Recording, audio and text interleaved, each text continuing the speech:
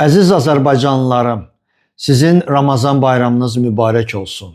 Allah orucunuzu qəbul etsin. Novruz bayramınız mübarək, cüməniz mübarək. Bu gündə sizə ancaq xoş arzular arzu edirəm. Necə deyirlər, evinizdə həmişə xoş sözlər olsun. Ruzi bərəkət olsun. Həmişə xoş xəbərlər eşidəsiniz. Necə edim, nə edim sözünü unudasınız. Allah Taala'nın bugün verdiyi nemətlərdən yeyəsiniz. Qabağa çox belə optimist baxışlarla baxasınız. Əlbəttə ki, idmançılarımızı dəstəkləyəsiniz. Onsuz mümkün deyil.